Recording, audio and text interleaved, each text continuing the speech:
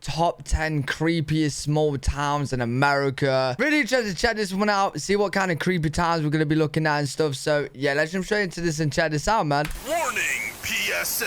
Stay away from these small towns at all costs. We've all been to that one rundown town where the vibe just seemed off. The people are strange, and there's this weird feeling in the air. There are a lot of creepy towns in America, especially once you get into the more rural areas. But most don't compare to these. You really should avoid going to any of these places unless you absolutely have to. Some have a dark history and are reportedly haunted. You guys gotta let me know in the comment section if any of you guys have been anywhere near these, or if you live in them. Let me know. By ghosts, if you believe in that stuff. And if you don't, well, the paranormal honestly would seem like pleasant company compared to the residents of some of these towns. From abandoned buildings to cults and drugs to gruesome murders, darkness and oddities loom throughout their streets. The following places really should be avoided at all costs. But if you're a crazy adventurer wanting to ignore my warnings, or just interested in seeing how strange America can be, then be sure to listen to my top 10 creepiest towns in the United States. Let's see. It will actually be really interesting if like any of you guys see your own place here and you had no clue. Number 10. Whittier, Alaska. How would you feel if your entire city lived, worked, and spent their free time in the same building? What if they never left? Well, that's life for the 208 residents living in the small port town of Whittier, Alaska. The only way you can escape or enter, if you dare, is by boat or through a single, highly regulated one-lane tunnel. It closes often and unexpectedly. When it is open, you're only allowed to enter every half hour. Fortunately, you don't need to go through the... Yo, that's beautiful, though. Hey, they got the views. As weird as this is. It's pretty. Inconvenience of leaving your building, since this single 14-story structure, Begitch Towers, has everything a town could need, from a grocery store to a post office to apartments you can call home, all in the same building. You really do never need to leave. And most people don't during the winter. Just imagine the isolation. What's even more unsettling is that although the people have lived this way for generations, this is actually a new building. But the old building they all used to live in is still there too. On a hill, dilapidated, crumbling, and fenced off. That literally looks like, you know, when you see like a very creepy abandoned, like, let's say like an asylum or something. Bro, that's what this looks like. Never to be entered. Outside of Begitch Towers, the town just seems barren, abandoned, and creepy. While cruise ships do come through here in the summer, very few visitors make the trek during the winter, when the town stays dark for over 18 hours a day, making Whittier feel incredibly lonely and isolated. Number 9. Point Pleasant, West Virginia. Upon arrival, it isn't hard to see why the town's most infamous citizen, the creepy humanoid moth-like figure known as Mothman, called Point Pleasant home. No one knows who or what he was, but his supposed flights over the streets during the 1960s are only a recent occurrence in a town deeply rooted in darkness.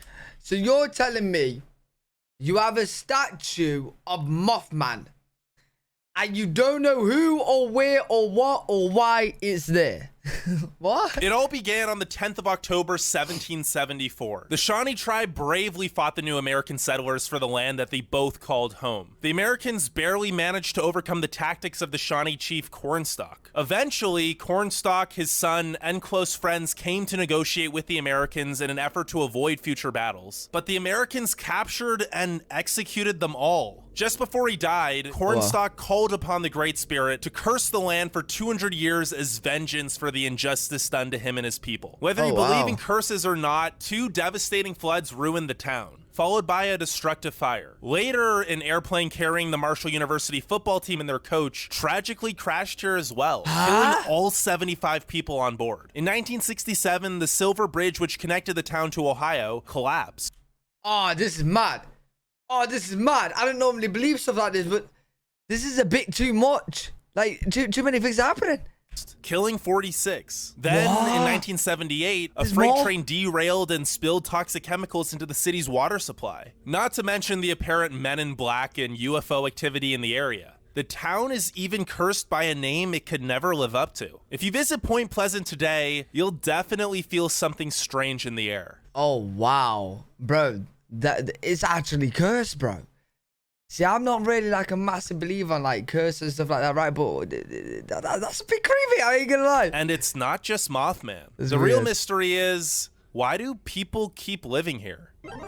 True. Number 8. Felisa, Iowa. On the surface, Felisa looks like your normal, quiet, small Midwest town. Right. But that only makes everything that I'm about to tell you even creepier. Over 100 years ago, the Felisa axe murders of 1912 traumatized the town, which hasn't recovered since. The murders took place between the evening of June 10th and early morning June 11th, 1912, when 8 people were discovered dead at Josiah and Sarah Moore's house. The 6 members of the Moore family and their 2 house guests were found bludgeoned. Even the 4 children had severe head wounds from an axe. Wow. Although a lengthy investigation yielded several suspects, one of whom was tried twice, the crime remains unsolved. An air of uneasiness envelops the town today, perhaps because its residents never quite felt safe, knowing— You're telling me 8 people murdered.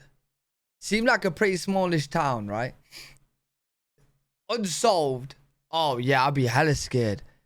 I'd be hella scared. You got some crazy person running around like, nah, I'd be scared as well. a ruthless murderer freely roamed their streets. Wow. Today, the town is run down, and although tourists can spend the night in the Moore house, I don't know why anyone would want to. One Yeah. traveler who passed through here recounts, "It did feel eerie, and I felt unwelcome. Even the flies were more annoying there. Perhaps that's why no civilization settled nearby. Even though there are 1,200 people currently living in the town, the nearest restaurant or grocery store 1,200? other than their gas station is 15 miles away." Yeah, that's Number stay 7, far away. Centralia, Pennsylvania. Centralia has been on fire for decades. Yes, you heard me right. On fire. The blaze began in 1962 with a trash fire in a strip mine beneath the town. That unassuming little flame ignited an eternal hellish blaze that burns underground to this day. And Huh? each year, it grows by 75 feet in every direction. The town has been barricaded from the outside to prevent people from driving onto the collapsing roads, which are a danger even on foot. Sinkholes constantly and randomly appear, eager to swallow unsuspecting victims. And where there What? aren't sinkholes, there are random spurts of smoke that can kill you upon inhaling the fumes. This one might sound like something out of a video game or horror movie, Yeah, this and is well, mad. that's because it is. The Silent Hill franchise is based on this town, and it's a tragic Oh, no story. way. The population of once 3,000 residents has now decreased to just 10 according to the last US Census. But 3,000 to 10? Bro, who are the 10 that's still staying there? Who are the 10 people that's actually staying there? nobody knows if those 10 people still live in the death trap today. Of the 400 to 500 buildings that once stood in this flourishing town, only 5 remain. And I honestly don't know why What? anyone would want to still live here. I mean, just look at the place.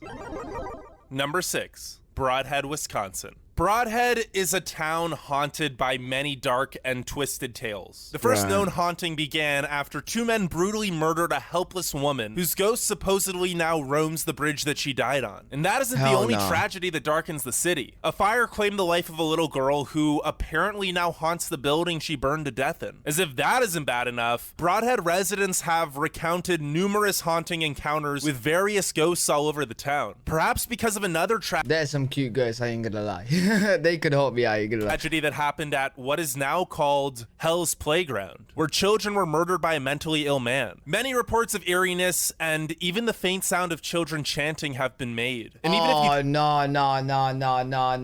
That's where I draw the line. No. Listen, I play games and watch movies where you got like kids chanting. No. In no way. I'm gone. I ever hear that in my life, I'm gone. If I'm living here and I hear, I'm gone. you don't believe in ghosts, the town here still feels creepy. Perhaps in part due to the old decaying architecture mixed with extremely religious people and lots of meth addiction. Broadhead just isn't a pleasant place to go through. Number 5, Cairo, Illinois. This once booming metropolis sits conveniently at the confluence of the Mississippi and Ohio rivers. The amazing location brought it great economic success in the early 20th century, but eventually also became its demise. The Great Mississippi Flood of 1927 amassed tragedy here, and soon thereafter, many who once called it home eagerly left once rivers were no longer necessary for trade. It quickly became a ghost town. The population has been reduced to a mere 3,000 residents. Those who remain live amongst the corroding ruins of what was once a great city, now overgrown with weeds. What's even worse is that it's a town ruined by its own hate and spite. Many white-owned businesses chose to go out of business instead of integrating during the civil rights movement. And even as recently as 1967, lynchings were held here. It's no wonder so many were quick to abandon the town. Crime runs rampant here, and just walking through the streets honestly feels like something out of The Walking Dead. Mad. Number 4. Antelope, Oregon. Oregon. Drive about 20 minutes outside of any city and you're guaranteed to find some total weirdness. I mean, this thing, the Temple of Oculus Anubis, is just outside of Portland. But out of all Oregon's cultish, creepy, and strange towns, Antelope is by far the creepiest. I mean, the people here live with actual deer on their porches. That's a major weird red flag. But maybe they just didn't get the memo since they don't have any modern technology. What is that? What's going on? Bro, I swear, every part of America is so different and unique, man. Red flag. But maybe they just didn't get the memo since they don't have any modern technology or much communication with the outside world at all. Now, you're probably wondering the same thing I was. Why do these people live with deer? Well, in 1981, a mystic guru guy from India known as Bhagwan Sri Rajneesh bought 65,000 acres of land just 18 miles outside Antelope. And let me tell you, Oregon had no idea what was coming. It wasn't long before thousands of his followers had infiltrated the town of Antelope with their cultish ideals and eventually even voted to rename the town after Rajneesh. But taking over Antelope wasn't enough. Members of the cult began poisoning everything from restaurant salad bars to water supplies of nearby towns and even Portland and Salem. They also tried to murder several public officials. A global manhunt eventually collapsed the cultic commune, but needless to say, the town of Antelope never quite recovered. It's a ghost town, full of decaying, empty storefronts. Only 49 people remain here as of the last US Census, many resiliently still following their cultic ways, living with their deer. Number 3, Colorado City, Arizona. The misleading name isn't half as misleading as the beliefs of the fundamentalist Mormon cult gone rogue that lives here. It all started when Warren Jeffs, a leader of the church, convinced followers in this desert town that technology was satanic and everyone outside of their cult was possessed by Satan. So members of this cult needed to keep their bloodlines pure and only marry within the commune. Eventually, Jeffs was arrested for child molestation, but his ideals remain in the town. Though the rest of the world has moved on, Colorado City is stuck in the 1800s. From their traditional clothing to lack of technology and extreme hostility toward visitors and the entire outside world. Although the town is full of houses, they're mostly abandoned by the members of the cult who instead opt to live secretly in large compounds. The only obvious thing about their way of life is that young girls are forced into polyamorous relationships with much older men. But any other practices remain a mystery, and members of the cult make every effort to keep it that way. What? That's still going on today? Like now? Yo. Number 2, Auburn, West Virginia. This is your typical spooky Appalachian small town, of which there are a lot, but Auburn, West Virginia just might be the creepiest. Located right off of State Route 74, the town of 90 residents consists of a single street lined with shack-like houses, and the road comes to an abrupt end once it reaches the woods. There's only one way in or out of the town. Why or how it got there is a mystery, and the people that live here are even more mysterious. A man on a motorcycle trip through Appalachia accounts how he stumbled across the town, which was completely silent and seemingly empty, not a soul in sight. After coming to the dead end at the edge of town, he was forced to turn around, and as he drove back through the town, dozens of people had suddenly materialized on the porches of their shack-like houses. They stood motionless, silently watching. Oh, no. Wait. No, bro. Why has he just done that? Yo, I'm recording this at 6 a.m. and I'm literally about, bro, why has he actually just done that? I'm not gonna, I can't even see it.